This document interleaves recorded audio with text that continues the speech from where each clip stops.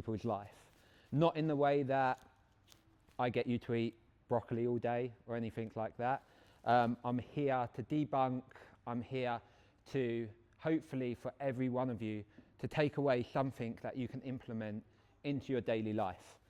How I started nutrition.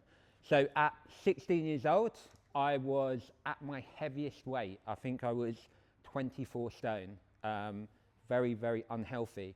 And I lost, I think it was something like 80 kilos in 9 months. And when I was losing the weight, like my goal was just to be normal. And when I lost the weight, I was like, bloody hell, have I got to eat like this for the, sorry, this has gone off. Esme, can you put your code in? Have I got to eat like this for the rest of my life? Because I was 16 years old, my hormones should have been absolutely flying, I should have been running after people / women, everything like that, but I felt like an 80-year-old, right? Because I was restricting myself. So I said to myself, I was like, I have to invest into myself, I have to investigate, so I'm not doing this for the rest of my life. Because nutrition's not, it's not a straight road. There's plenty of turns, plenty of environments that call for different actions with your nutrition. So eventually I went to university and got my degree in nutrition and found my calling in terms of helping people. And my biggest asset is not the science side of just the science side of nutrition, which is super important, but it's you guys.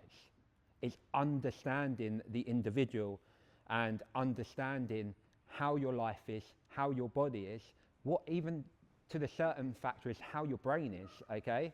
Like, I'm a type A person where I'm very driven, but I put my head to the pillow and monkeys are clapping like this, right? There's not a lot going in my head, where I know that other people have a million different thoughts going in their head, and that affects the body.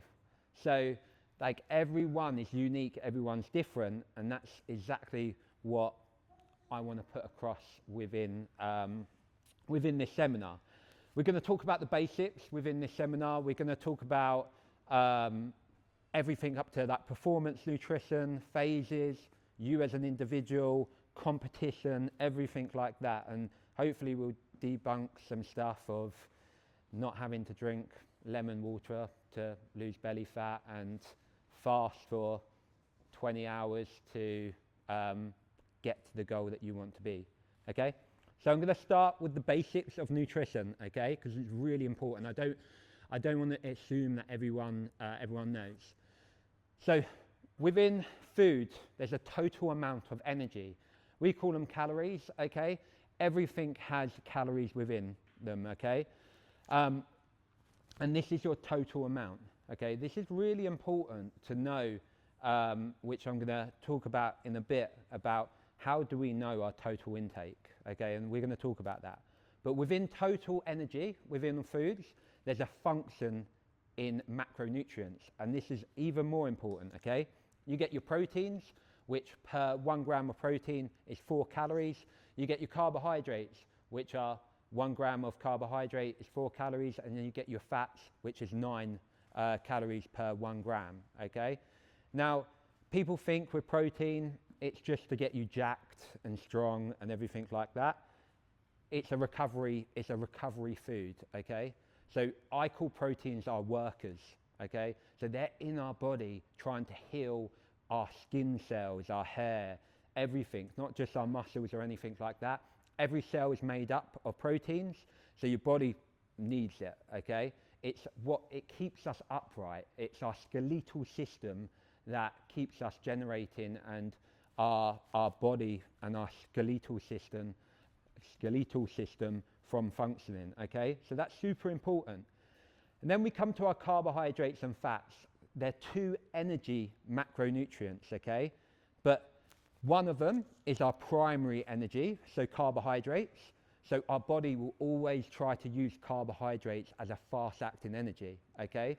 So when you guys train and your heart rate is super high, right, then your carbohydrates are going to burn glucose, okay, which is super important to know, because sugar gets a really bad rep, okay, but it's our first call for our energy to be utilized, okay?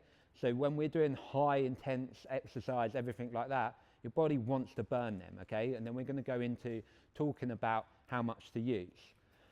So fats, okay? Fats is a slow burning energy. So if I got carbohydrates and as a liquid, right, poured it on the floor here and poured fats on the floor here, and I lit a match, carbohydrates would go like this, like petrol. It would burn really quickly. But if I lit a match on fats, it would burn really slowly, okay? And that's super important to know, okay?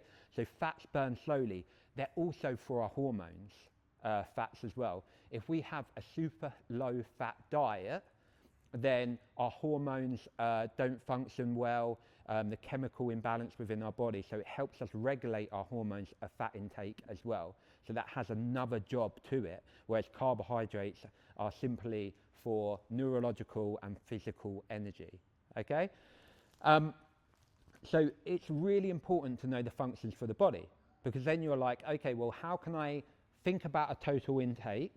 How can I think about macronutrients, and how can I apply it to my lifestyle? So the biggest question is, right, is how much do you need, okay? So if I go and Google right now and I say I'm 33, I think. God, that's terrible, sorry. I'm 33, how many calories do I need? That's just going to come up with a random amount, right? So we need to take out that random amount and make it applicable to us, right? Because I'll give you a prime example. If I'm eating a total intake, right, of 1,500 calories every single day, and my body requires 3,500, then I'm having 50% less than what my body needs to function, okay? Can you imagine doing that on a daily basis, where you come into the gym, you work, you have your daily stresses, everything like that, and you're under eating and feeling absolutely rubbish? So then it's trying for us to recognize how much energy we need to start to collect data on how you feel and what are the physical and neurological results from that intake. So obviously you can go on to the internet and you can go on the Harrison theory, which is a calculation to guesstimate how much you need to eat. But that's like me asking a computer still. They don't know my lifestyle, right? They don't know that actually I have a pain in the ass puppy, right, that stresses me out on a daily basis, and I'm on my feet all the time, and I have lovely clients to look after all the time, everything like that, and different stresses. So that's where I come in. It's my personal application to find out actually how much do I need, and what is my energy amounts for that day, for that week, everything like that. So for instance, I'll give you a prime example. I'm 33, I have to run a family, I have stresses, I own a business, everything like that, and I train for 2 hours a day, right? So then I look at certain areas of my life and I go to myself, okay, well, I have training at HIIT training within CrossFit, everything like that. My body needs to recover. Okay, I'm on my feet quite a lot. And then what I do for that to guesstimate my intake is I go to myself, okay, well, I'm going to track an intake, and it's a total guesstimation, even my job, and I say it to all my clients, like when I have Rebecca, sorry to single you out, Rebecca, and the first week is I'm trying to problem solve, I'm trying to investigate her life to understand what is her baseline intake, okay? And if any dietitian or nutritionist says, hey, you have a baseline without running the data of 2,500 or just saying a random number, they're lying to you. So what we do, we just take a lot of data from it, okay? We'll take your weight from day 1 and day 7, and then we'll use macronutrients within that total energy that we know. That's a rule of thumb that we use, okay? So within your macronutrients, okay, a rule of thumb, okay, you have 1 gram of protein per 1 pound of body weight, okay? So say if I'm 200 pounds, okay, then I want, within my total intake, the amount of protein that I want on a daily basis is 200 grams, okay, because it's 1 gram per 1 pound of body weight, or 1 gram of body weight. And then with your carbohydrates and fats, okay, this is a bit where you need to investigate your life. If I have a job where I'm on the sofa all day and I'm not really moving and I'm not really functioning and I don't train, and like carbohydrates, you know, when I talked about petrol, right, you want something burning really fast. Well, if I'm on the sofa all day, I don't need anything burning that fast, okay? So you sort of take your carbohydrates down, and you would increase your fats, and you would do that vice versa, okay? But in terms of like a calculation of what you would do to guesstimate your first, to take a track from it, you would do 4 grams of carbohydrates per 1 pound of body weight, and you would do 1 gram, or sorry, 0.3 grams of fat per 1 pound of body weight, which I will send you that as a calculation of what to use in that, because maths does my head in. So that's how to sort of find or take a data track on how much to eat, okay? And it's very open, like nutrition's a game of like infinite, okay? So you are then trying to go to yourself, hey, like I've tracked it from day 1, I've tracked it from day 7. If you've lost, I don't know, if you set yourself 2,500 calories and you hit that every single day within your macronutrients as well, and you lost a kilo, then you know that roughly like your maintenance or your energy demands is more, so you want to probably go up to 3,000 calories to try and comprehend that weight and not let it come down as such. So then you start to get a real guideline of how much energy that your body needs to, okay, from there. Any questions of anything I spoke to you about how to track your weight, macronutrients, calories, or anything like that? No? Right, we spoke about like intakes, we spoke about carbohydrates, we spoke about fats, we spoke about how to sort of get your basal metabolic rate, which is your maintenance, okay, which is super important. But the big factor is as well, like, who are you as a person? How can you, like, there's this foods all around us, how can you apply it to your life, okay? And like I've said at the start, everyone's different, right? Everyone has a different life. All my clients are unique, lovely individuals who we need to factor and problem solve for their life. I'll give you a fine example, right? If a parent is rushing about in the morning getting their kids ready for school, and then they're rushing about to try and get themselves ready for work, do you think that they're going to have time to sit down and make themselves 3 eggs, toast, avocado, a coffee, sit there for 15 minutes and make it? No, because it's not applicable to their lifestyle, right? So we need to find applicable structure that helps and aids to your lifestyle, because there's no point doing anything, whether it's optimal on a piece of paper, whether it sounds really good on a piece of paper, there's no point in doing it if it doesn't relate to you as an individual, because I promise you, you only do it for 2 or 3 weeks before you go F it and move on. And then it becomes a fad diet. It doesn't become your diet at all, okay? And everything we speak about is the you world, and we investigate what works for you and what doesn't work for you, and we track data from it, okay? So what's really important is, where I'm going to go from this, is structure, okay? This should play into how is your lifestyle, what is your preferences, what is your non-negotiables, okay? Like, and just simplify it. Just go to yourself, okay, like, can I have, because we've got to get a certain overall intake in, we've got to get a certain amount of proteins in, and we've got to get a certain amount of carbohydrates and fats in, right? So if, just simplify it and go to yourself, right, do I like to have 3 meals a day? Absolutely fantastic. Well, within 3 meals a day, I'm going to hit some protein, I'm going to hit some carbohydrates, I'm going to hit some fats, and I'm going to hit some micronutrients with it, like colours, whether it's blueberries, raspberries, veg, whatever it is, okay? And then you've got a baseline to spread that across the day. Because if you create reactive eating, and I talk about reactive in a way as like going to the hospital, okay? You're going to go to the hospital for reactive care if you've broken your arm, right? Where you go look into your health as preventative care, because you don't want to go to, it's too late when you go to the hospital, okay? So what I'm saying is, like, be preventative and think, okay? Think to yourself, okay, like, how many meals do I like to have a day? Great, 3. Right, that's really good. What is my work challenges? What is my lifestyle on a daily basis? Because as humans, we have repetitive actions, okay? Whether you get the same lunch break, whether you train at 4:30 every day, okay? They're very repetitive during the week. So make your nutrition accommodate that. How many of you guys train in the afternoon or really early in the morning and just guesstimate or guess at what you're doing, right?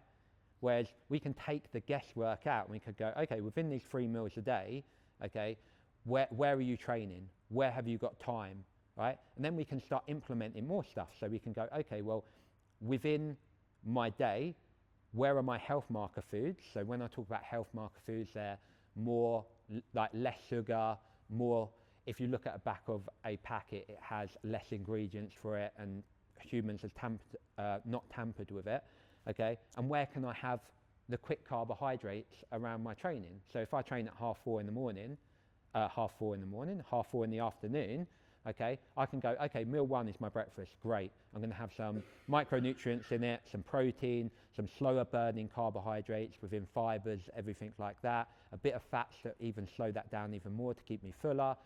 Meal 2 can be the same. And then I go to myself, right, I'm training at 4:30, I'm working, my head's everywhere, implement a snack of something with sugar in it. And then you're giving your body energy within your total amount to train optimally and recover after, because then you go, okay, great, I have my meal 3, that can be my recovery, get my protein in. Do you see what I mean? So you're starting to investigate your life. You're starting to, like, actionable factors, and that's not you going, all right, I'm going to eat the same foods, I'm going to be super boring, I'm not going to ever eat out. You're just creating a blueprint, or we're creating a blueprint that represents your life, okay? You're never ever going to go into the gym, pick up a bar, and not know what weight it is, right? So why do it with your nutrition? Because every day I could try and pick up the weight, and it could be 200 kg, and I could be just trying to pick it up and never picking it up. So we create you able to function for what your body needs, okay? Sorry, Ez, can you put this back on? Is that right? Sorry. So when you're also thinking about your structure, you're thinking about like your lifestyle as well with it, okay? You're trying to create that domino effect with stuff. So we spoke about proteins, we spoke about carbohydrates, overall intake and fats. We spoke about structure, okay? And then it's saying to yourself, okay, well, I need to hydrate as well. So we're creating that domino effect with stuff, okay? We're creating the effects of going to yourself, okay, well, if I flick one domino, it's going to start to hit the other ones down, and that's what we want to do. And it's even going to yourself, right, I'm really busy, I don't have time to hydrate. Like, if you have a glass of water with every one of your meals that you have, you just created a good hydration protocols. Do you see what I mean? So you're complementing your lifestyle with nutrition on a daily basis and creating that consistency, okay? So just a brief view of what I spoke about, okay? Protein, 1 gram of protein per 1 pound of lean body weight. Hydration, you want about 3 or 4 litres with that. Structure, right? You want to be quite regular with the amount of meals that you have, so you start to get a regular intake, which is easy, and you become an autopilot with it, okay? And sustainability with foods, okay? I haven't really spoke about foods too much within it. I hope everyone knows what's in protein. You've got obviously chicken, beef, eggs, Greek yogurt, everything like that. Carbohydrates are potatoes, rice, bread, squares bars, Lucozades, Biscoff, one of my favourites. Fats are avocados, dark chocolate, nuts, and oils, okay? But a big thing is there's no such thing as good food or bad food, okay? It's a myth for the health industry to suggest you or plant you into a different direction, okay? All food, except from trans fats, which are in like Domino's, pizzas and stuff like that, All foods are good for you, okay? It's just putting them in the right places, okay? So if, for instance, I have a 2-hour workout, right, and I'm trying to eat a load of broccoli, right, it's not really going to do anything for me, right?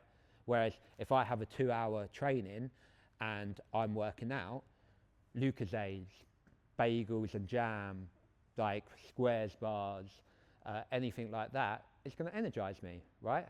So it's having that realistic view and that food freedom, which is more important, because we live in a world now where, bloody hell, I've just gone to get some petrol and the first things in front of me are chocolate bars, right? Where calorie dense foods or foods that get demonized are all in front of you. But when you start to harness and you start to create a structure and you know what food is as such, then you can manipulate it. Because if I go to Rebecca, hey Rebecca, we're going out for a pizza tonight, and I start working my structure in favour for that pizza, because then I know that pizza has carbohydrates and fats in it at a high level, right? So what I do is increase my proteins within my first 2 meals, right? Lower down my carbohydrates and fats. My body doesn't go, oh, you've had a pizza. It's just read 449 in terms of macronutrients and overall calories. It doesn't know it's a pizza. It doesn't know that it's unhealthy. Do you see what I mean?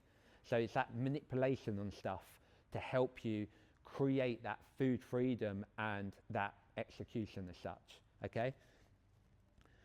So I'm going to start to head towards performance nutrition or nutrition for phases, okay? Every person who looks at their nutrition has a goal, okay? Whether it's aesthetic, okay? Whether it's health or whether it's performance, right? And if I draw a big pyramid right now, okay, and put aesthetics in one corner, put health in the next corner, and put performance at the top corner, they're the furthest way apart from each other, okay? So the 100% aesthetics is bodybuilding. So me getting on stage with skimpy pants, asking for people to judge me, right? Which I would never do. There's health here. So in terms of health, like the 100% health would be if we do high intensity training and we do CrossFit and we do high rocks, well, that's out of it 100% because our cardiovascular is being stressed out too much, okay? So health is more like go out for lovely walks and areas like that, okay? And when I talk about performance 100%, that's like Jen Murr being at the games, okay? Where I'm plugging 200 plus grams of sugar down her on a daily basis and force feeding her as much food as I can in carbohydrates, and she's hating me for it, but I'm having to do it. And that's the heightened of like nutritional phases, right? So you need to know where you fit in within that dot. Now you don't need to be in 100% of anything, but you can, the dot can be between body composition, which is aesthetics, and performance, right? Where then you look at your, you start to look at your overall intake and your macronutrients, and you go to yourself, okay, well, a deficit is you're eating less than what your body needs to, right? A maintenance is where you're maintaining your bodily systems at the right amount without putting on weight or losing weight. And a surplus is that you're consuming more calories than your body needs for whatever that performance is as such, okay? So then you can dictate what phase that you're in. Because if you're coming in here and going, I need to get fitter, right? Then you need to look at going to yourself, are we going to get fitter on a deficit, right? And it's a yes or no question, okay? If we are 20 kilos overweight and we need to go on a deficit to lose body fat, then technically we're going to get fitter, because when we're losing body weight to then get fitter as well, because your body's not carrying more body fat or weight on you, okay? Whereas if, for instance, you want to get stronger and you want to put on muscle, well, 100% you cannot lose body fat and put on muscle unless you are, how old are you guys? 15, unless you're 18, or anywhere from 16 to 20, where your hormones are absolutely rough and your body's just optimal. When you get to like over 30 and it takes you 45 minutes to warm up and everything like that. So the myth of losing body fat and putting on muscle is a total myth, okay? So you have to do one or the other with that, okay? My biggest suggestion is if you need to lose body fat in a healthy and controlled way, right, then you do the deficit first, because if you're trying to put on muscle with fat and inflammation and then lose it, then you've got a risk of losing your muscle as well. Does that make sense to everyone? So a big one with nutritional phases as well is like the big arch of deficit, okay, and fat loss, okay? Know who you are for a fat loss, okay? Like, I am really good at my job because I have harnessed, I have the most effed up relationship with food. I've just learned how to harness it. I've learned where my red flags are. I've learned that actually when I get overwhelmed when I'm speaking to 100 clients in the week and stuff like that, or when I'm traveling all the time and stuff like that, I should nowhere near be in a fat loss state or eating less than what my body needs to, because it will just cause more harm than good, okay? So know who you are. Know who, yes?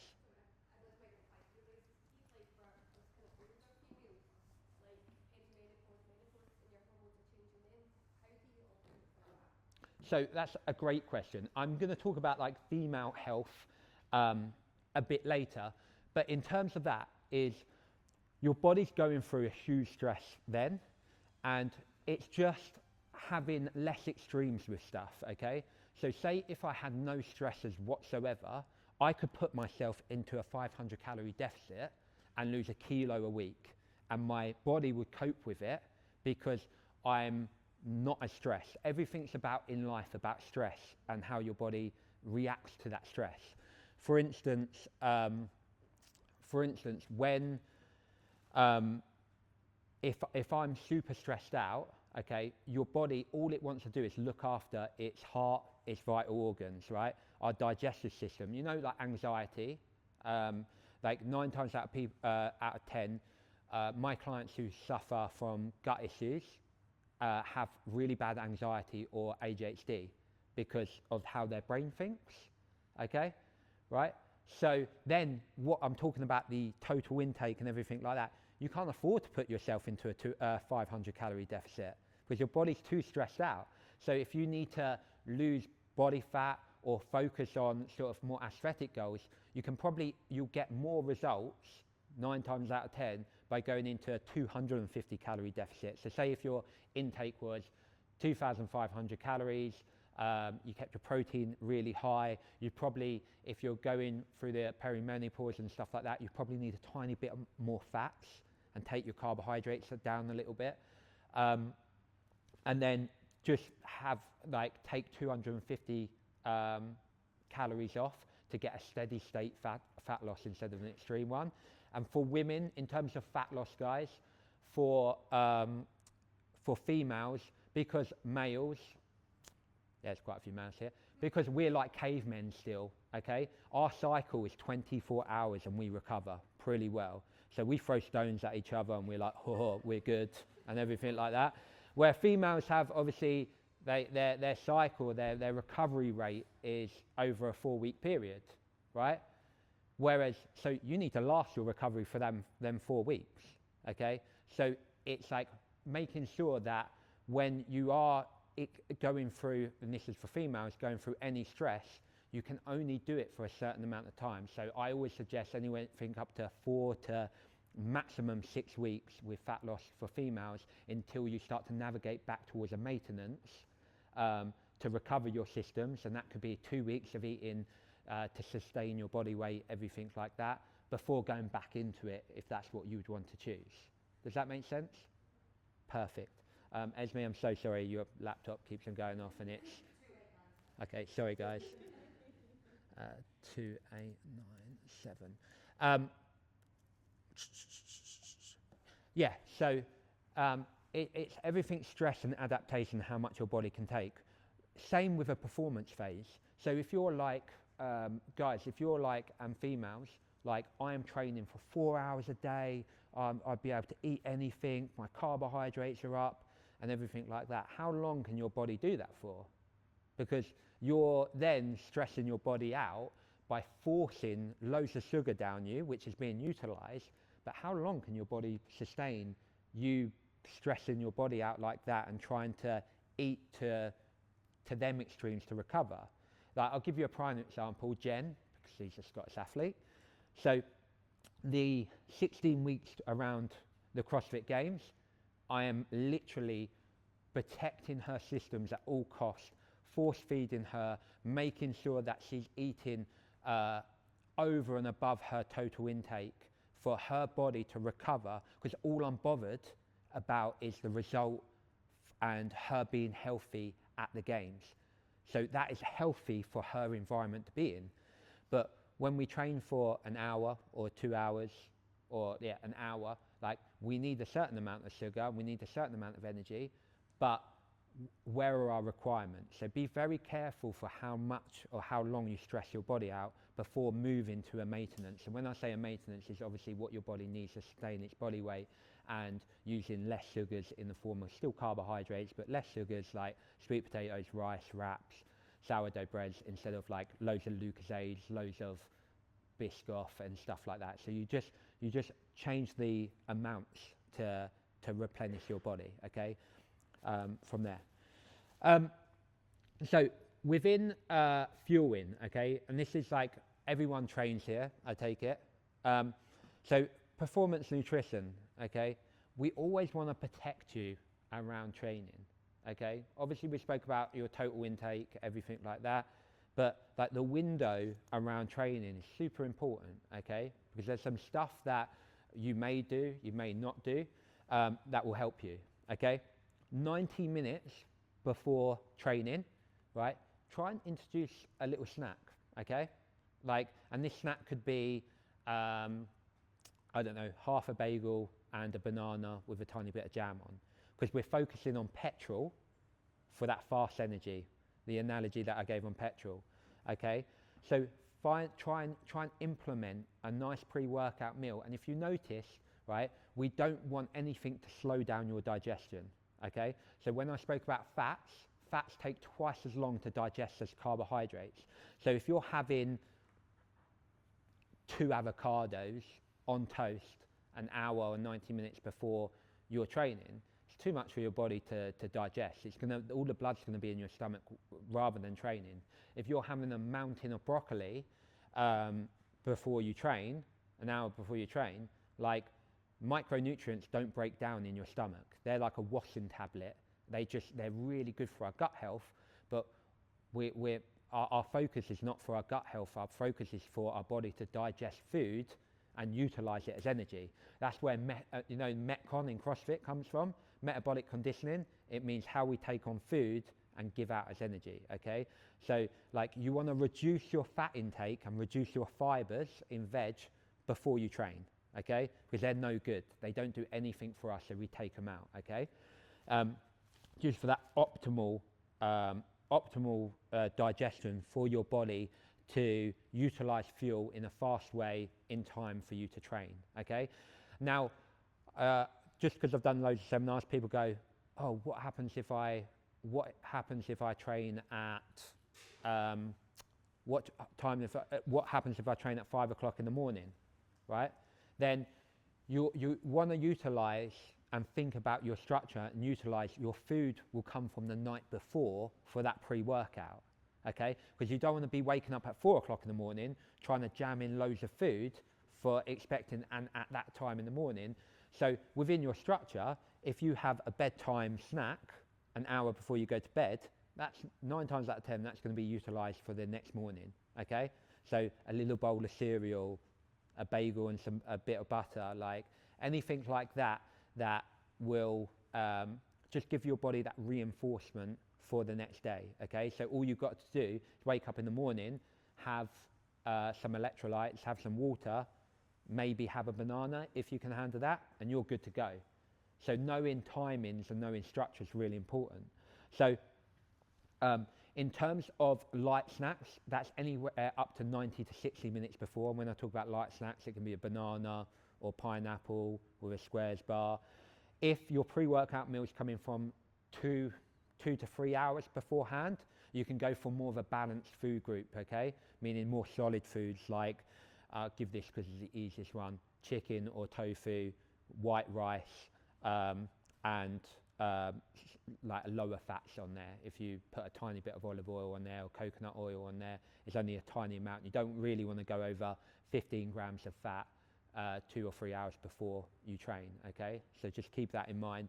And then yet again, you don't want any veg in there. You can use fruits as more carbohydrates, which is golden, but just be careful of that fat and fiber intake, okay?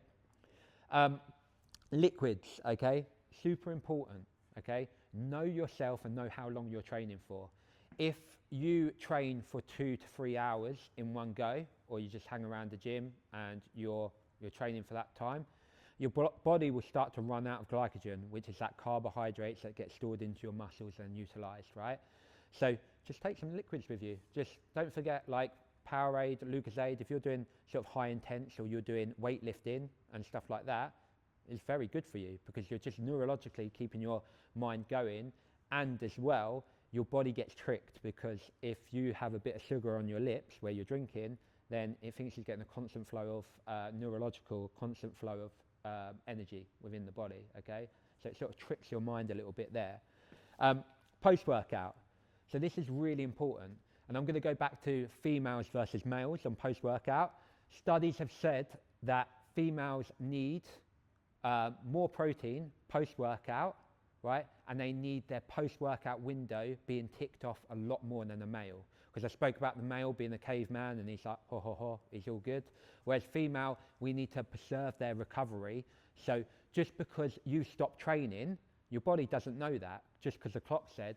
So you need to consume something to start to wake up the digestive system to go, okay, recovery's happening. So for females, getting a bit of lean protein down you, so 35 to 40 grams of protein, some simple carbohydrates. So when I talk about simple carbohydrates, like low in fiber, high in simple, and like stuff like, I don't know, banana or fruit, fructose, anything like that.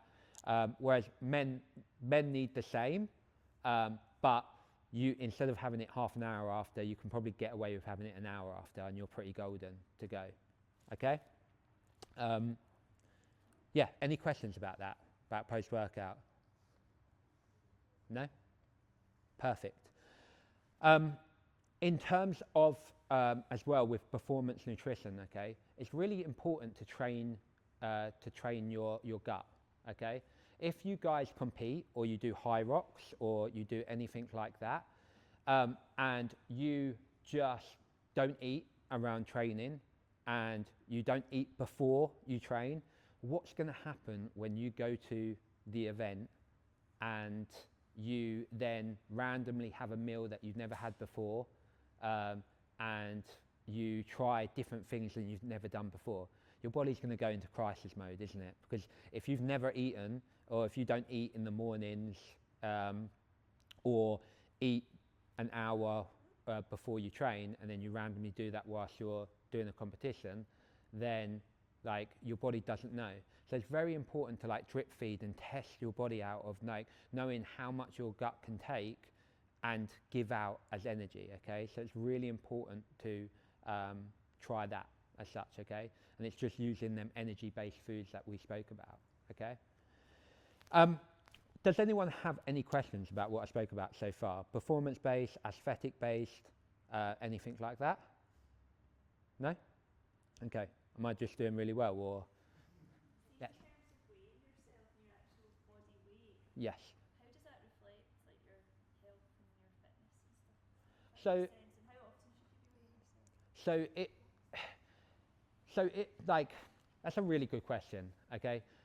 In terms of, it depends on you as an individual, and it depends on like your history and your health markers. If, for instance, you want to get better in CrossFit and high rocks, you're on your feet a lot, you're moving your body a lot and stuff like that.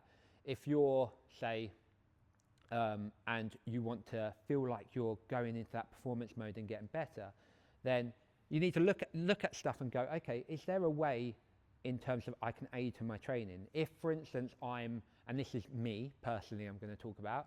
So I'm 95 kilos at the moment, and I go to myself, I'm really struggling with burpees at the moment, right?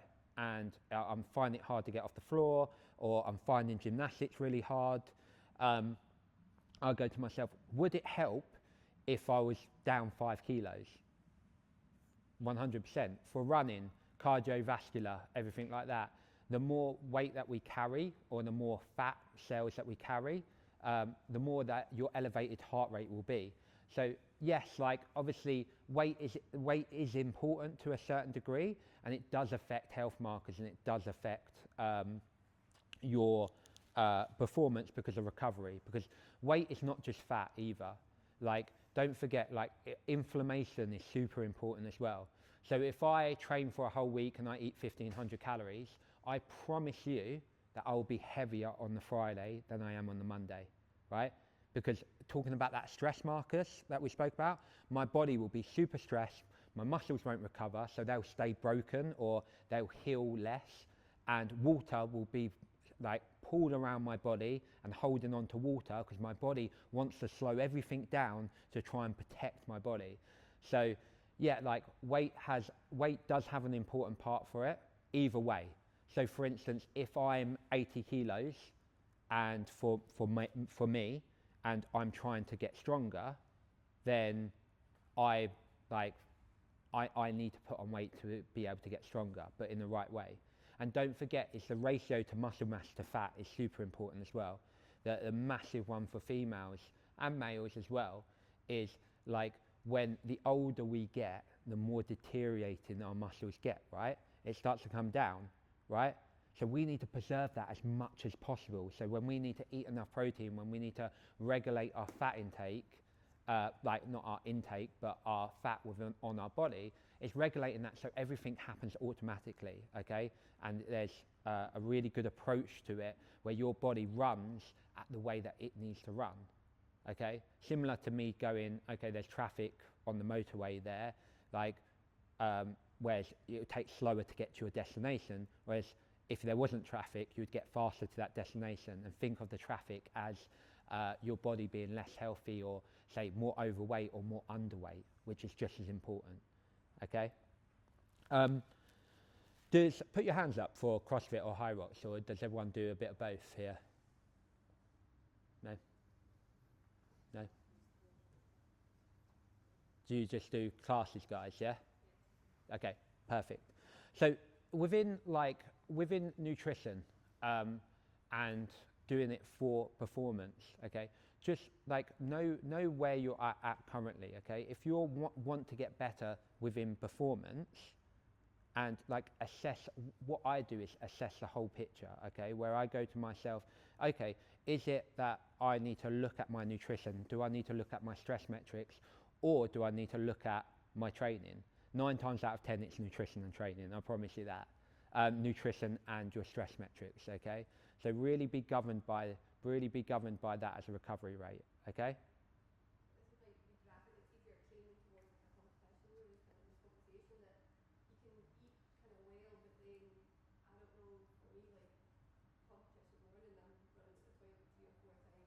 Yeah.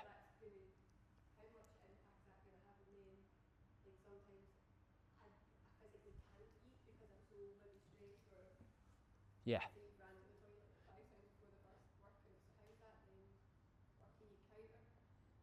100% we can. So in terms of, it's fight or flight, right? Like our body is designed to run away from saber-toothed tiger or something that's gonna kill us as such, right? Or right? And our minds are like that. Nerves and stress are like that, right? That's our body's automatic system, is how to survive and fight or flight, right? So when you're doing a competition, right, you're at the height of your fight intake. If we're running away from the saber-toothed tiger, I'm not going to go to the saber-toothed tiger, just stay there 1 minute, I need to eat right now. Like your body's not going to do that. Your stomach can't consume food while stress is really, really high, okay? Or it really struggles to. It's either you're going to make you feel sick, or you're going to run to the toilet and most of it's going to come out of you, okay? Because that's response. So if you're doing any competition, guys, okay, do the hard work beforehand, okay? There's no point in forcing food down you over a competition day, okay? Because like your body will be too much cortisol. All you should do is be bothered about gently drip feeding food in you over competition. But what you do 3 or 4 days away from the competition, right? You know when we spoke about our total intake? What you do is go to myself, I'm going to take my carbohydrates up by 40 to 60%, right? If you track food, it's easier to do that. But if you don't, like just go through a rule of thumb with your structure. So say if you had overnight oats in the morning and a banana, you'd increase the oats amount, okay? If you have rice at lunch, then you would increase the rice amount. If you would have pasta at dinner, you'd increase the pasta amount, and then maybe throw in some liquid calories within orange juice or factors like that to get in. So you're then using your structure to increase your carbohydrates 2 or 3 days beforehand to help that. Now, because of the increase in carbohydrates, this is what we do with our athletes, because of the increase in carbohydrates, something has to give, because you don't want both the energy macronutrients of carbohydrates and fats up. So if you had loads of avocados, loads of nuts with that, your body will feel bunged up because then you're putting fast energy with slow energy. And if you put water and oil into a filter, like it then goes through the filter slower, whereas we need it to go through the filter a lot quicker, right? So we take out all fibers for that day, okay? So we take out vegetables for that carb load day. And what that will do will allow the body to then store the glycogen carbohydrates as best as possible, okay? And we take your fats down a little bit. So if you have 4 eggs in the morning, you have 3 eggs. If you have X amount of nut butter on your bagel, you halve it. Like, just have that rule of thumb to it. But the main focus is to increase carbohydrates, reduce fibers, and reduce fats a little bit, okay? And then what that does is it stores energy, right? So your body is going to hold on to that and then utilize that for competition day or competition weekend. So over the competition weekend, okay, then you're going into it where you're really stored. And what we do then is just drip feed food into you. So say if we identify who the person is. So for instance, if you panic in the morning, not panic in the morning, but if you're stressed out, if you're stressed out in the morning and I get you to eat, I don't know, 3 eggs, 2 bits of toast, overnight oats, orange juice, a banana, squares bar, everything like that, you'll go F yourself, Luke, and I'll be like, I don't blame you. And so what we do is go, okay, what can we handle? And don't forget, when I spoke about practicing foods, pre-workout and stuff like that, we go, okay, well, what's diluted? Okay, let's have some yogurt because it's devolumized, okay, and it's easy to get in. Let's have a load of honey because then you're not really eating honey, are you? And it's a carbohydrate. Let's have a banana with that. Great, that's easy to get in. And let's have 500 ml of orange juice. And if I told you that's 150 grams of carbohydrates for 5 mouthfuls, right? Then it's like I can have that. What I just said there is around 150 grams of carbohydrates, but it would take me to eat that carbohydrates in more natural foods like potatoes or a roast dinner, for instance. It's the same amount as a roast dinner, but I'm eating the roast dinner for 30 minutes or 25 minutes. But with food groups like that, I'm having it within 10 minutes as such. So yeah, it's just knowing your foods and knowing like what you can handle at the time, okay? And then throughout the competition, know the event. What is it you do, High Rocks or CrossFit? Okay, CrossFit, good. For CrossFit and stuff like that, if you have multiple events that day, right, then just simplify it. Just go to yourself, like cut off any solids 45 minutes to half an hour before any event. So you just drip feeding Lucozade on you, okay, and having that down you. And then straight after, you're having more Lucozade to tell the body it's got some sugar in it and recover. Have 10 minutes later some jellies, so you're having sweets, so it's not solid food exactly, it's like the in-between. And then after, just have some square bar and a banana. straight away, then you're creating a protocol around each event of around 100 grams of carbohydrates, which you're pretty golden. Pardon? Sorry, I can't hear you. Yeah, like Haribo, whatever sugar and jellies that you can handle.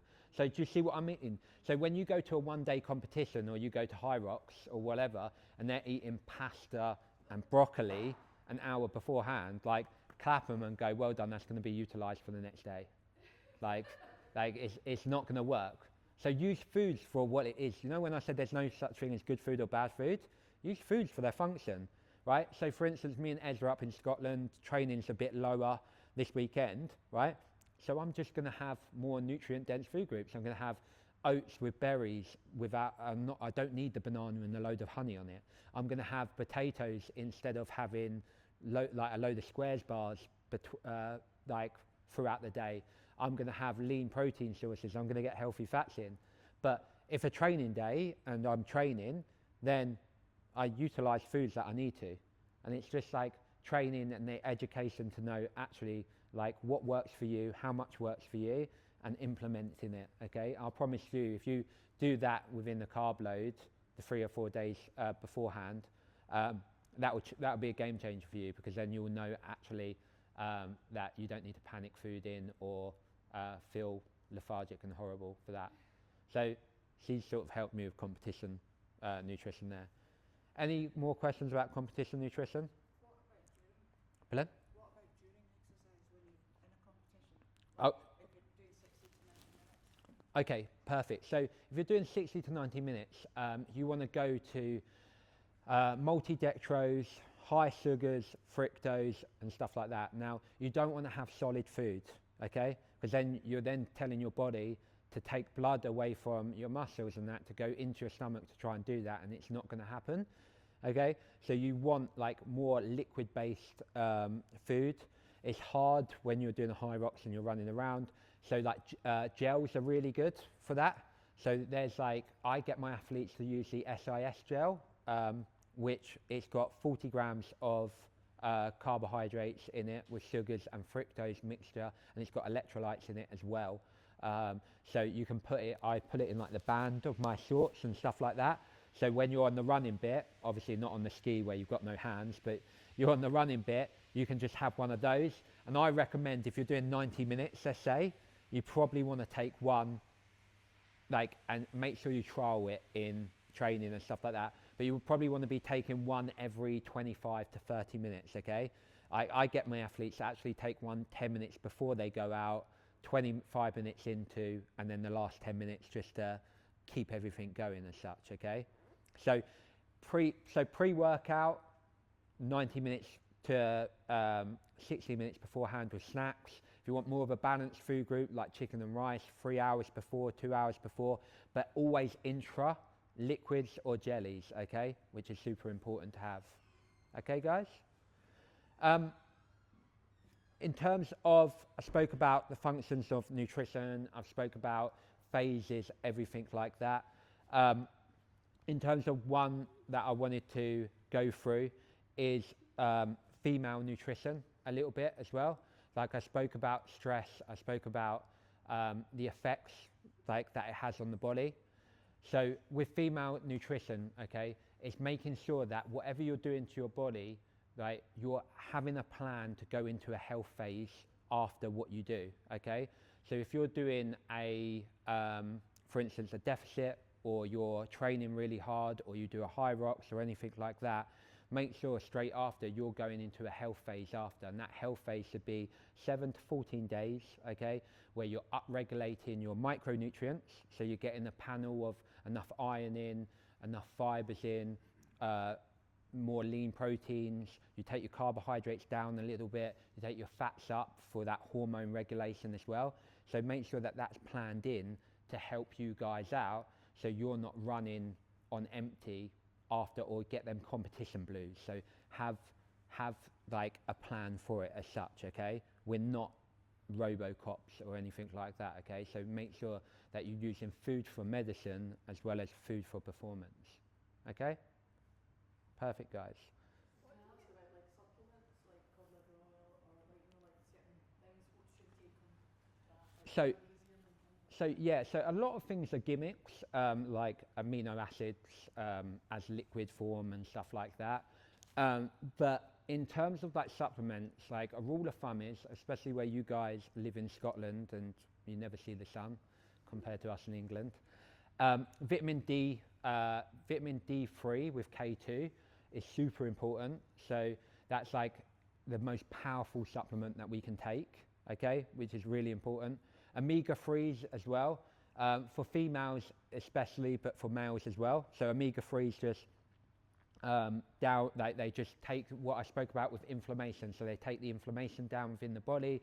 They're pro-inflammatories. I think a lot of people use food groups which are absolutely fantastic, but use food groups that are omega-6s nowadays. Like they over-consume on chicken and stuff like that, when that's an omega-6, where if you have your omega-3s, then you're counteracting that with more anti-inflammatories as such, okay? Another one is for females, but I always like to, I test it on how they feel around their cycle, everything like that. But iron, making sure that we're very up to date with your iron levels, so you obviously don't get the side effects of low mood, low energy and lethargic from that. And also creatine as well. So creatine's super important as well, guys. Obviously creatine gets a bad rep because people go, I feel heavy when I'm on it.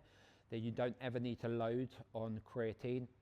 Loading phases is a gimmick for them you to go through their supplement more. So you just need you need just 5 grams of creatine. And 9 times out of 10, I take it before I train because that's the only time I remember to. But the most time that you absorb it is before you go to bed, because your growth hormone will be higher. Okay, so yeah, that's just a rule of thumb there.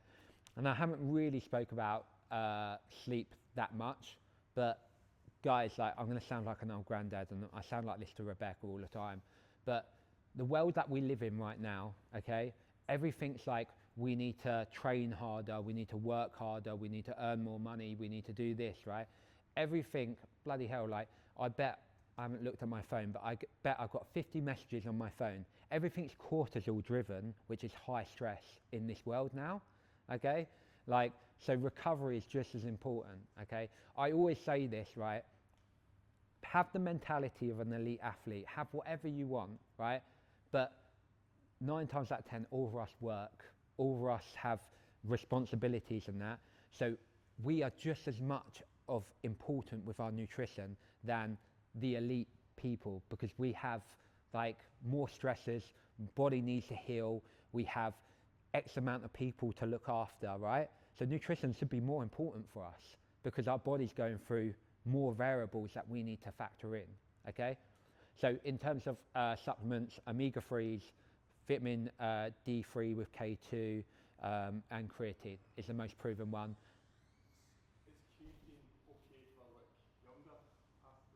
Yeah, so in 11.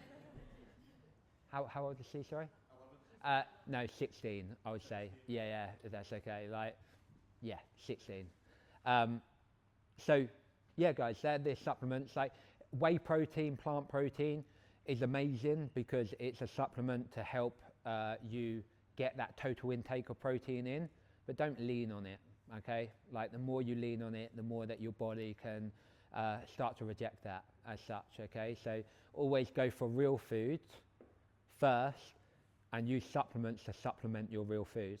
I think too many people lean on supplements as their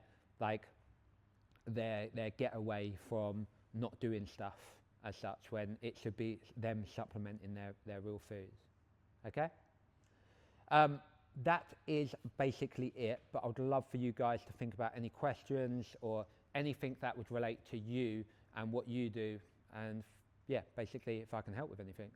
Just a quick one, going back to aesthetics. See, so for instance, you'd be clean all week, as clean as you can be, and then you go kind of having a bad day, or have one kind of, not cheat day, but a cake or something. How much does that impact the progress? That's a great question. So the question was, right, if you're clean, so-called clean all week, and you have a cake, right, how does that affect progress? It doesn't. Okay, like we're human beings, and like I promise you, like, and it's right. Like people have, you're talking to someone who, like, if I have to control my head around stuff, but like one food doesn't make you healthy. One bad food, so-called bad food, doesn't make you unhealthy, or what the media say is unhealthy, right? But one good food doesn't make you healthy either. So if I had chicken and broccoli in front of me, right, and people go, oh, that's healthy, but is it healthy?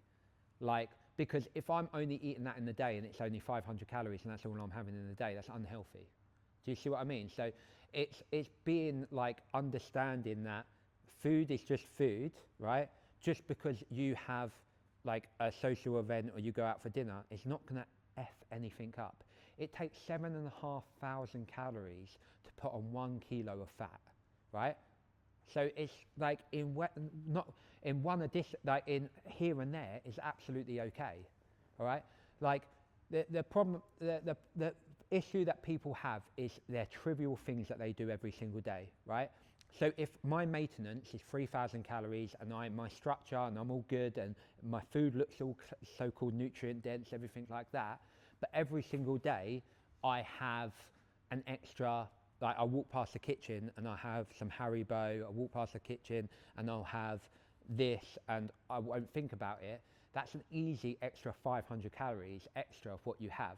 And it's the daily things that you do which add up. Do you see what I mean? Because every single day, if you're grabbing something and it's outside of your structure and there's no thought behind it or anything like that, then if you're having 500 calories every single day, then you're putting yourself into a massive surplus at the end of the week. Do you see what I mean? So not any like out or coffee or anything like that or cake will affect anything.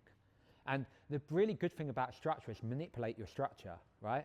Like I said about the pizza situation, right?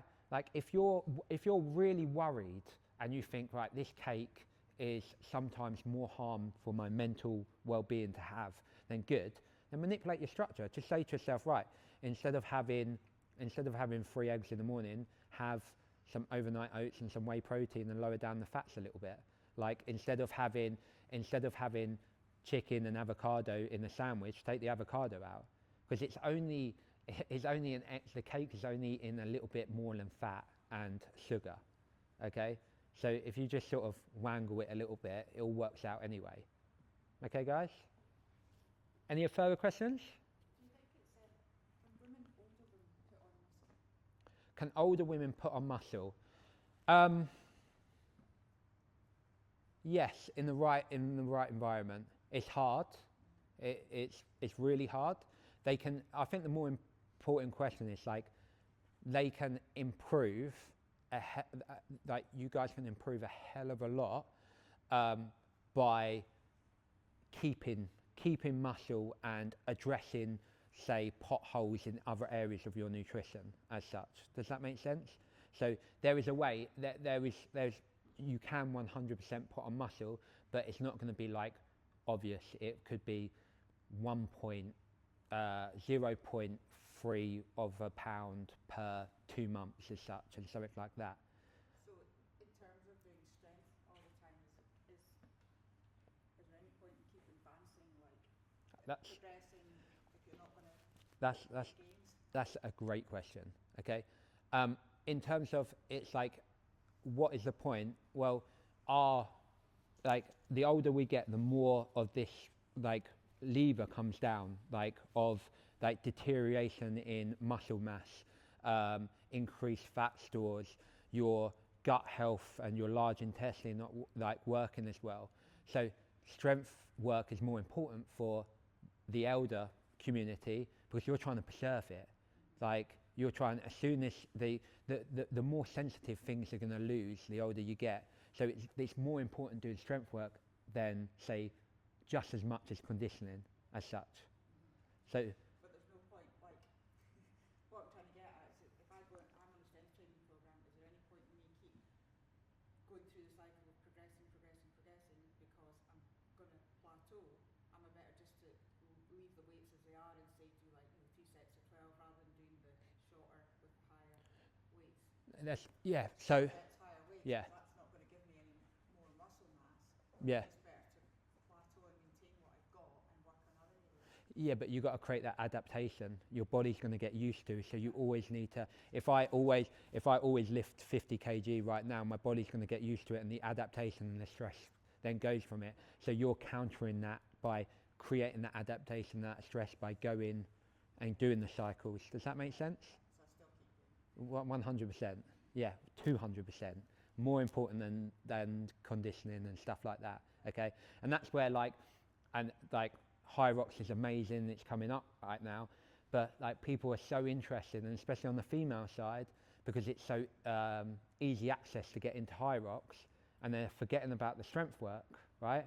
Which is High Rocks is just a certain component within CrossFit. Okay, it's just less. It's obviously not weights and gymnastics, but the important is keeping your structure, your muscle, your skeletal structure, because that's anti-aging right there. Okay, like you're creating the muscle to defend you from metabolic health and everything like that. Okay, so yeah. Someone from yes. Can I ask about 3 meals a day and snacks as well? Sorry. So you know you were speaking about 3 meals a day and adding in snacks. Yeah. So that what is best for that generally, and consistency with things, and mental health around it. Okay. Like motivation. Okay, great.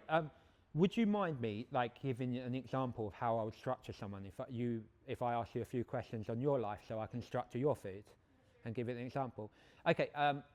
Do you work during the day? No, it's supply work.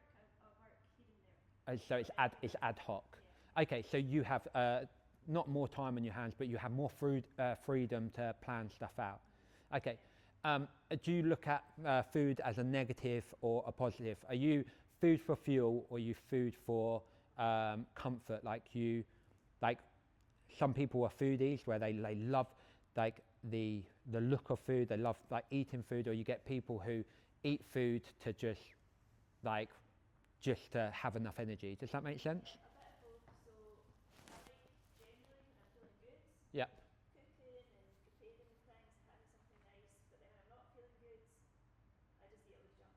Okay. So that's a bad attitude. Perfect. So in terms of if you eat, are you satisfied like after, or do you want more? Depends how I feel. Okay. So you're very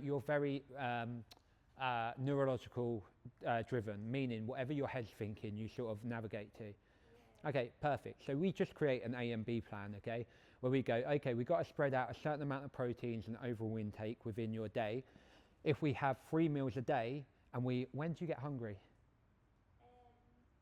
Do you mean hungry like in the morning? When are your hunger signals? Do you get hungry when you sort of calm down at night and watch TV and stuff like that? I do eat like breakfast, lunch and dinner. Yep. A routine. And I get like I overeat maybe between meals and like at night, which isn't really hungry. It's more like just Yeah.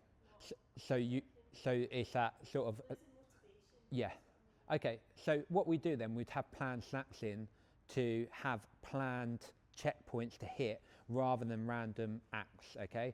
You enjoy to cook food, so we'd have 3 meals a day. We would have, because you're very neurological driven, okay, we'd probably take your sugars down a little bit because we don't want to spike your body in terms of even heightened neurological, like, oh, I've got a buzz. We try and calm everything down as such. So we'd have 3 meals a day, and we'd have 2 snacks, and we'd plan the snacks around, okay, at 8 o'clock at night, I feel like I want to open that cupboard and eat not just 1, but 10 biscuits, right? So we have a planned snack there and go, okay, well, hey, let's just have some comfort food that, if you like, I'll give you an example, in a way that will benefit you with a bit of protein and some micronutrients. It could be some Greek yogurt, some lovely fruits on it, everything, some dark chocolate, everything like that. So you're still getting the chocolate buzz, but it's more of a planned snack for you. And then we look at your meals and go, okay, well, they can't be like you can like prep them and they'll be nice all the time, or so-called you have time to do it. Because what happens if you're not feeling like you want it? Then we've got to have a plan A, right? A plan B, where we go, okay, well, we live in a world now where we have already chopped up onions, chopped up peppers in bags, we have cooked chicken, we have microwave rice, we have peeled potatoes, we have 5-minute meals that we can bung together, right? Where we can put together, where you just take it out of the fridge and you go, I'll have a bit of this, I'll have a bit of that, and put it together. Or we can simplify it even more and we can go, okay, like, great, you're looking for more, because of your mindset, more calorie dense foods or so-called that, and we can just go, okay, well, let's have Greek yogurt in the morning with berries, let's have a nice overnight oats for lunch, right, and let's have a sandwich for dinner, because we can still get protein, carbohydrates and fats in every meal. It's just simplified for your mindset, rather than going F it and then going, okay, well, this meal is going to be not just one, because that's, or two, because that's absolutely fine, 10 Marylands, and then you get guilty in your head, and then you then miss a meal, and then you go to this other thing, and it sparks off a load of...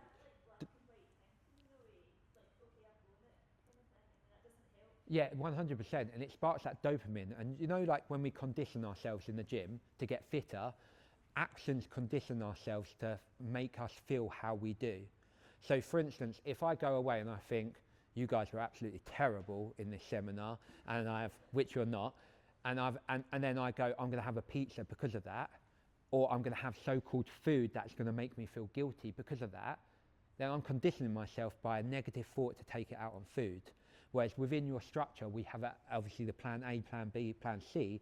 So we create this huge net under you to catch you, so you're okay, rather than just letting you fall. And it's my job to catch you, and my job to see and read in between the lines of that, so you're okay and you feel safe and you feel that actually you're in control of your body, rather than letting external forces be in control of it. Does that make sense? Right? And that takes time, like control metrics. And that's why, you know, when I said I'm good at my job because I can relate, because like, it's because I see the problem solvers. Food, I'm going to say a massive statement right now, but food, when people join with me at first, is the last thing that I need to solve. Okay? It's more like the application on their life that I need to solve first to make sure everything's okay. And then we bring in the food. So I will never say to someone, you can't have this, you can't have that. I'll be like, okay, well, are you okay at this point? Because, oh, actually, I've noticed you're having 4 hours of sleep, which is going to trick your body into going, I'm hungry, when really it just needs more bed. Like, okay, you're training for 4 hours a day, right? Well, maybe that your lifestyle doesn't support that right now. And the amount of times that I've pointed at training companies and gone, you're doing too much at the moment for this person's lifestyle, I'm taking it down so that their bodies can be okay and their mind can be okay. Okay? So yeah, it's just personal application. You have the human side of nutrition and you have the science, right? I could give you the most optimal thing, but if it doesn't relate to you, it's not optimal. Personal approach and personal application and understanding is everything, because then it creates that infinite game. And that's what we create. We create an infinite game that we can play in for the rest of our lives, right? And then we create a finite game within it. Say an infinite game is you look at your lifestyle, you look at your stresses, you set up a structure, you make sure that you read, you know what the body says, everything like that. And the finite game is I'm doing a high rocks in 4 weeks' time and I need to be prepped for that. So at least after that high rocks, you can go back into the infinite game and be okay, rather than being in no man's land. And that's why Weight Watchers, keto diets, or anything like that that don't relate to the human being, is they can only do it for a certain amount of time because it doesn't relate to them, and then they're in no man's land after and they don't know where to go. So yeah, hope that helps. Sorry.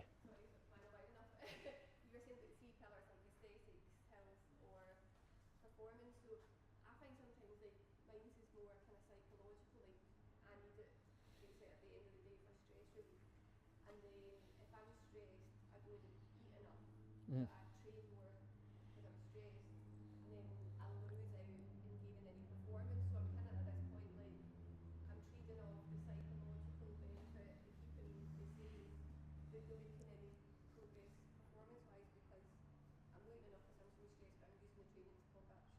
Yeah, and that's so common. That's why you need either myself, or you need like trusted people around you to be honest with you. Like the amount of times that I'll use Esme because she's there.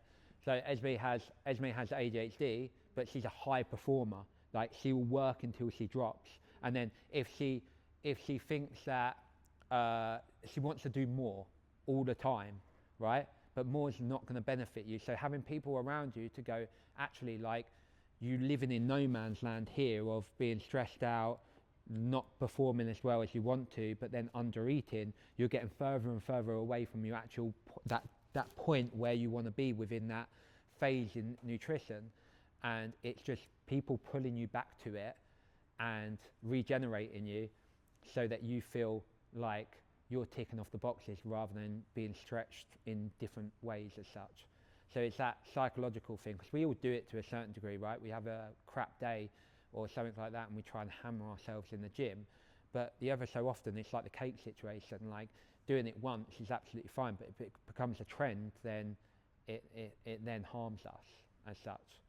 So It seems quite positive though, isn't it? Like if you were going and taking drugs to combat that emotional distress, people would be like, you probably shouldn't be doing that. But when people see you training a lot, they think, oh, you're really motivated, or you must be really fit. And actually, like you say, if you dig a bit deeper, it probably isn't healthy.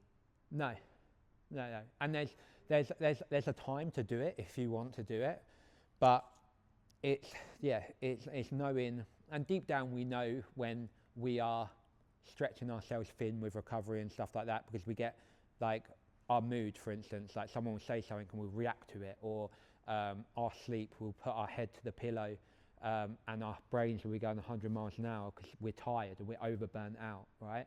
So yeah, it's just knowing them visuals and being confident enough, or setting up an environment around you to allow you to sort of come back to sort of that reality that you need to, rather than you trying to overstretch it and overcompensate it. Okay, so it's all, a lot of it's psychological. It's just setting up those protocols to be realistic with stuff. Yeah, sorry. Do you think that like if you've previously had bad kind of diet or relationship, that can impact you going forward, or also is age like a factor? So for instance, like my background was in Thai boxing, so we used to, if you had a fight coming up, then you would cut weight for whatever Yeah. many weeks, like, and it probably wasn't in the best way. And then after that, you would just go back, like, and then so we're yo-yoing a lot, so you would go back up and then you'd cut weight again, fight. And then, whereas now, I'd say probably the last, like, you get to a certain age, and the last, like, couple, like, it's like so, I find it so difficult to lose, like, so you put on weight easily, and then try to get back into a thing to lose weight, even though you're still training all the time, like, you know, what you think's probably not eating that bad, like, but has it had an impact, like, on how you've been? Yeah, great question. So we all have that baseline. So if I put a line here, and this is your baseline here, okay? If you've had your history, right, which affects your baseline. So if you've had surgery or major stress or cut for weight continuously, and that it all knocks it down. Your body starts to down-regulate because it's gone through a whole lot of stress, and it needs to prioritize energy for your heart and your vital organs. So when it becomes to your hormones and that adrenal, your adrenal is like your cortisol level. So it fires stress to help us like be alert and everything like that. But if you've been alert for so long, you've just burnt out the engines, right? In that sense. So it does affect it. Like I'll give an example from me. So when I lost the weight, like I went into like bodybuilding and then before CrossFit, and then had surgery to take like the skin off about 5-6 years later, and because it was really intrusive surgery, like my baseline was down by 600-700 calories of my maintenance because of the stress my body got put under, right? So the question is like the main question is, how do I counteract that? That would be the best question.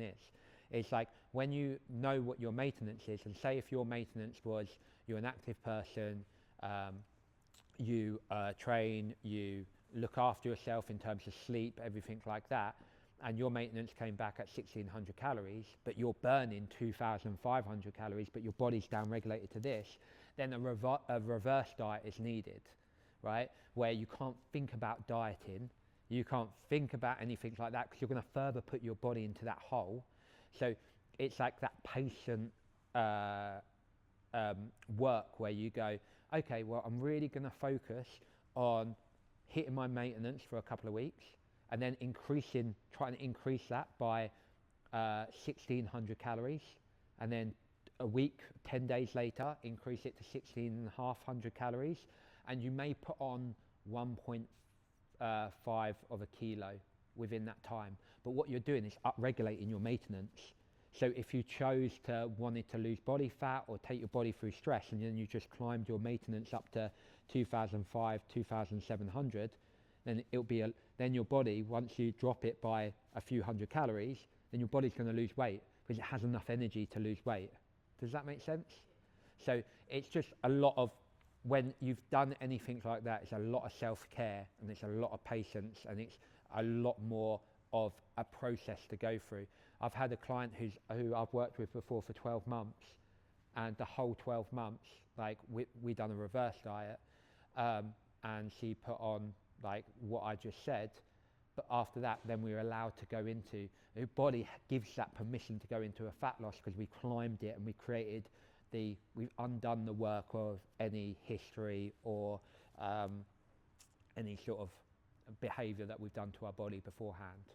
So it's like a process that you go to. It's arduous, because it's not like with a fat loss or performance, you see your markers, don't you? You go, oh, I'm getting stronger, or oh, I'm losing body fat. But with a reverse diet, it's like being patient, because we won't see the results for a certain amount of time, but eventually we will. It's better to do that even if it takes 12 months than to be for the rest 30 years of our life in the same situation. If that makes sense. Okay? Yes. Sorry. So say someone's got like a 2 or a 3 day long like CrossFit competition, and they're like in a hotel and they can't really cook. What kind of things should they be eating like at night, so like for dinner? Great question. So the question was, if you have a 2 or 3 day competition for CrossFit, what do you eat? So when I spoke about like the carb load, you do that 3 or 4 days before, but you may want to do it by 2 days if you've got a 3 day competition, but do it by, because the recommendation anything up to 40 to 60%, but you probably want to just do it 50% by 2 days. So just increase a little bits in each meal that you have. And then over the competition, okay, you need to then, macronutrient timings and timings are super important. So you get 2 ends of the day, right? Before you are at the competition and at night, okay? They're the ends of the day where you get protein in, you get fats in, and you get a lot of carbohydrates in, okay? Because it's a time where you can have a solid meal, and same at dinner. So you're restoring your protein levels, you're getting enough carbs in. And then during the day, you are then going to yourself, right, how many events? So if it's a 3 day competition, 9 times out of 10, the most events you'll have is 3 a day, if not 2, okay?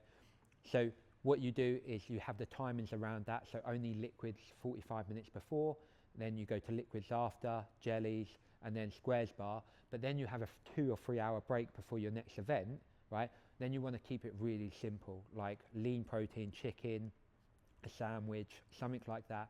Don't go for like anything heavy like pasta or anything like that, because it just won't digest. So yeah, keep any veg out and just have like bread and lean meat, and then on the side have like another bit of toast with jam. Now if you're staying in a hotel, okay, and you're in the UK, the best thing to do is like something like Nando's, right? Because it's just chicken, rice and bread, right? But if you're at the hotel, then my best advice would be just get some already like cooked chicken, get some like mixed grains on there and stuff like that, and have that, and then take loads of snacks with you, because at a competition at night, you don't want to just have your dinner, okay? You want to have 3 snacks after. You want to have jam and rice cakes, or Biscoff and rice cakes. You want to have bagels. You want to have anything palatable that's carbohydrates that you can consume to restore your body for the next day. Does that make sense? So yeah, it's a bit like an eating competition, but without making you feel like lethargic and horrible. Okay, so you want to take out. If you look at something and it's got too much colour, you want to take it out. And I mean like avocados, like peppers and stuff like that. Just keep it really simple. Okay? Thank you. Yes. I was just going to ask you in terms of speaking about like routine and meals, but shift workers, that's very difficult to manage when you're having breakfast, lunch and dinner Oh, what? all over the place. Yeah, 100%. So we've got like shift workers on our program, whether they're police officers or firefighters or nurses. So yeah, that's obviously difficult because you're competing with like the circadian rhythm of sleep and everything like that. So if you're doing like 4 on, 2 off or something like that, then it's just transitioning, making sure that what I do is I get my clients to have their first meal when they get up, say if it's a night shift, have their first meal when they get up and just treat their structure as if they're on their night shift. And if they need to dilute foods or take in like, I don't know, a milkshake, a protein milkshake and something like that, and just navigate of simple foods and try and get in like simple micronutrients with it, like berries and areas like that to have. And then when you transition back on days, we sort of give your body like a 10-hour sort of fast period so it can reset itself and then start to drip feed food back in again as such. But it's quite, it's more of, it sounds really complicated, but it's not. It's just turning its structure on its head as such. Did that answer the question? Yeah? These 2 work shifts, I don't do anymore, but Yeah, so, shift's not on the worst one, like for, like, I struggle quality, so I would just go the whole night and eat nothing. yeah, And then go to bed, and then you usually get up and then have your first thing when you get up, and then you've probably not ate anything like just yeah, difficulty during the night, like, and then you don't feel like when you get up that you're having breakfast at 3 o'clock in the afternoon, or if you're having lunch or you're having early dinner. yeah, You're only doing it like you're on a night shift maybe like 3 or 4 days, and then you're then back on like a yeah, back shift or yeah. early. Like you got to look at what's like most realistic and what's optimal. The least optimal thing is you not eating nearly enough for you doing shift work, right? That's going to be like the most harmful thing to you possible. So it's then teaching you, like having to teach yourself to go, okay, well, I need to try something because I can't keep on going no food during when your body's working during the day or at night, sorry. So it's making sure that things are hard when you haven't done it for a while. So it's telling yourself, okay, well, I'm going to try and do this, even if it's like, I don't know, starting with one meal within the night and then increasing it to a meal and a snack. And then it's like, okay, then you built that sort of blueprint around it to sort of drip feed food back in for when your energy needs are there. Yeah, I hope that helps. We good? How effective is energy gels? Sorry? How effective is the energy gels? They're just as effective as anything. They're just a really quick energy, but you need to watch out with them because people like overuse them as such, and they run to the toilet.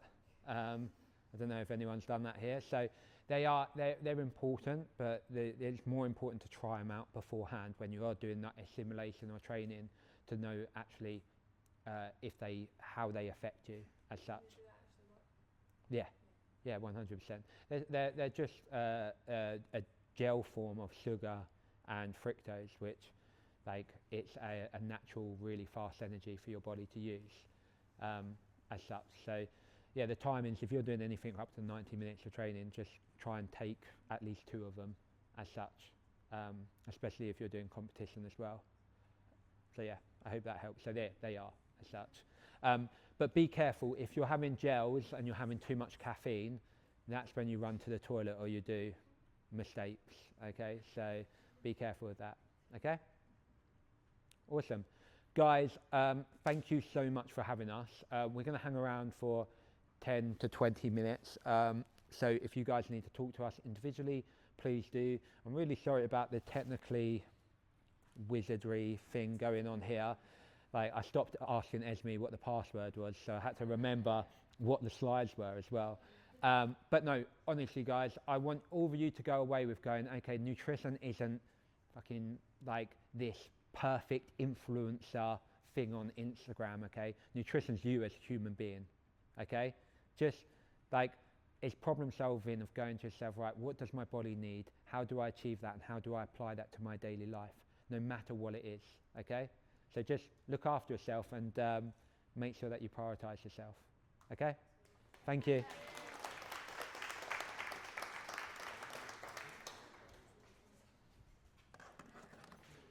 Felt like I was doing like a uni thing with that up. No, I think it's weird because I had it on this morning, it was fine. Yeah, no, That's it's what happened, but- absolutely fine, my man.